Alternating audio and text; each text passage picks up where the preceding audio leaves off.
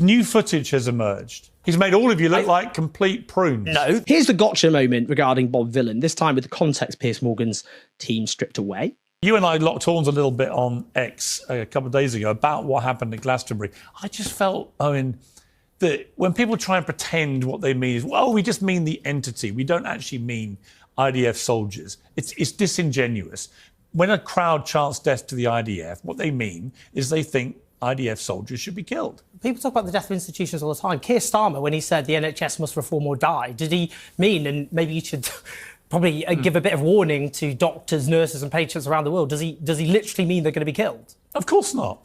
Sorry, just to be clear then. You're comparing... You think that the NHS... So when people say the NHS will die, literally they will say the NHS will die without reform, are they saying that they're going to be the mass murder of doctors and patients? So to be clear, when you watch that rapper at Glastonbury chanting and leading a chant with thousands joining in of death to the IDF, you instinctively believe... He said it himself. He said... Oh, no, he said it since. The dismantling of a violent He said it since the furore blew But he up. also said he's opposed to the death of Jews, Arabs or any other race or group of people. And Piers, I don't want to be rude, but that puts him in a rather different category than a lot of your pro-Israel But hang on, when did he post that? Well, the next day. Of course. What do you mean, of course? It wasn't the next day, it was actually the day after. So you're saying that a rapper should have done a long, verbose statement on stage. He's a rapper. If the Russian army on Friday, if Russian officers and soldiers had confessed that they had been ordered to deliberately shoot Ukrainian civilians who they had been ordered to starve already. They put a total siege on Ukraine for several months.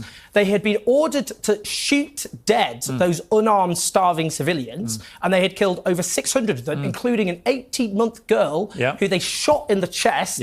And then the next day, having seen those reports, people chanted death to the Russian army, would you honestly, and you really do need to answer honestly here, and I want to just say it from the heart, would you honestly regard that as an outrage? Or would you regard that as an obvious emotional response to an absolute unbelievable war crime? Right, so you accept then that the rapper was talking about soldiers? No, people call for the death of the Russian army all the time. Because new footage has emerged and circulated today of Bob Vylan saying on stage, Vylan, death to every single IDF soldier, May 2025.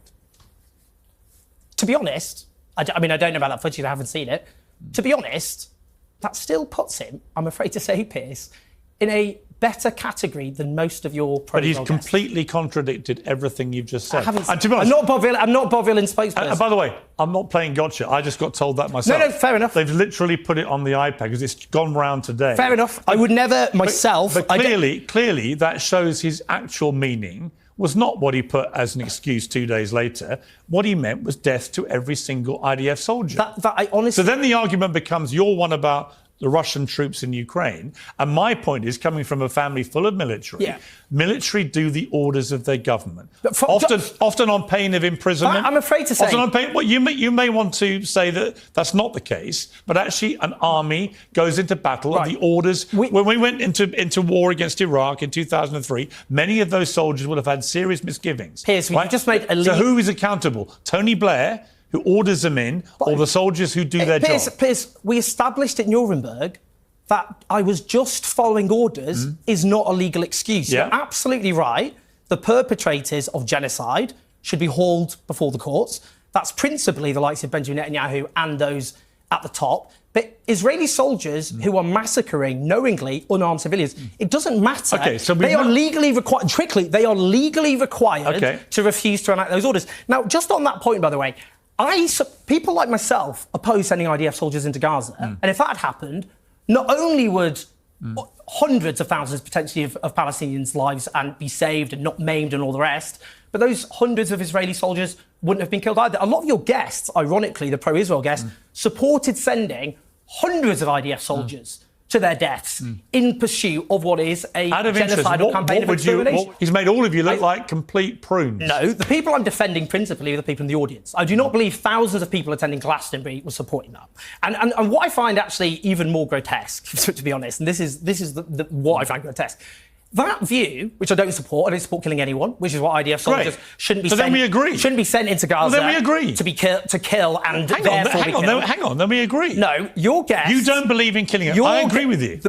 Your guests, who you treat as respectable people, come on this show, have more extreme views than he does. Now, the reason what he said, which I do not support, by the way, there is that's good. Less extreme. That's good. Less extreme than your guests is under international law. It's legal to kill combatants. It is not legal to kill civilians, either because of disproportionate actions, intentionally or recklessly.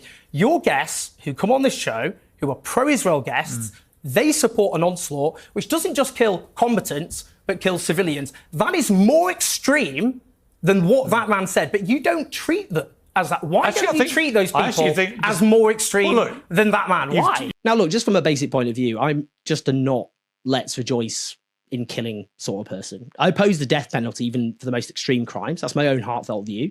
I'm not a pacifist. For example, in the case of World War II, I supported the just war against the Nazis. I do think, by the way, war crimes were committed by us, so to speak. I mean, Dresden, for example. But the point is, I regard human violence as utterly abhorrent and to be avoided in every possible circumstances possible. I think turning human beings into killing machines is repulsive, not least when you turn human beings into instruments of genocide. Every moral person should agree that the IDF has forfeited its right to exist by perpetrating genocide.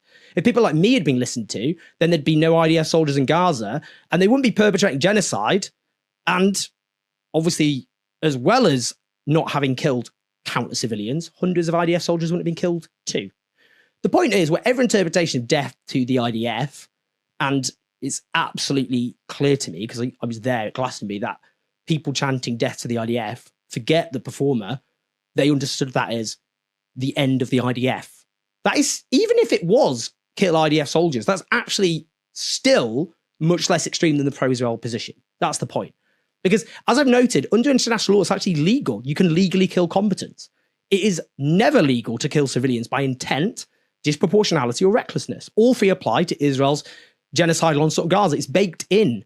Its genocidal intent couldn't be clearer based on the statements of Israeli leaders and officials. And of course, we can all see the mass extermination that the Palestinian people are suffering, from the wiping from the face of the earth of entire extended families, the murder of over 1,400 medics. That alone, by the way, is more than the total number of Israelis killed on 7th October. Now, Bob Villan is being monstered for a position which is less extreme than the pro-Israel position, which is dominant in British media and politics. If you're saying an abomination to say kill IDF soldiers, then where does that leave people who are backing an onslaught that's murdering civilians en masse? Far more civilians and combatants. Now, it's deranged, of course, that there is more outrage over a chant than the mass extermination of a people. As I keep saying, the world's been turned on its head. You can see in context what I actually said now on the very selectively edited version put out by his team.